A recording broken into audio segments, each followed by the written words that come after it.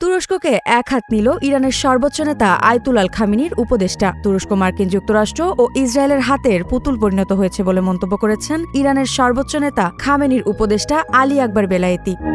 সিরিয়ার সাম্প্রতিক অস্থিরতায় তুরস্কের ভূমিকার কথা উল্লেখ করে তিনি বলেছেন, ইসলামের দীর্ঘ ইতিহাস এবং বিশিষ্ট মনীষী ও আধ্যাত্মবাদীদের তুরস্ক আমেরিকা ও ইহুদিবাদীদের খোঁড়া গর্তে পড়ে যাবে ভাবিনি। এ সময় তিনি আরও বলেন, তুর্কি জনগণ ধর্মপ্রাণ মুসলমান এবং তাদের মাঝে উগ্রতা কিংবা কট্টর চিন্তা নেই। বিভিন্ন দেশে ইসলামের মহান সেবা করার ইতিহাস রয়েছে তাদের। সিরিয়ায় সাম্প্রতিক সন্ত্রাসী হামলাকে পশ্চিমা মিডিয়া অপারেটর এবং আন্তর্জাতিক শক্তিগুলোর পূর্ব পরিকল্পিত পদক্ষেপ বলেও মন্তব্য করেছেন তিনি। এ সময় পশ্চিমাদের বিরুদ্ধে সত্যকে বিকৃত করা সহ লেবানন যুদ্ধে ইহুদিবাদী ইসরায়েল জিতেছে বলে তথ্য ছড়ানোর অভিযোগও করেছেন তিনি।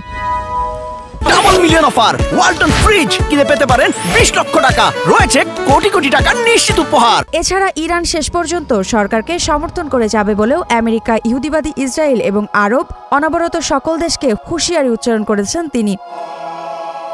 সিরিয়ার সন্ত্রাসী গোষ্ঠী তাহরির আল শাম শীঘ্রই পরাজয় বরণ করবে বলেও মন্তব্য করেছেন তিনি।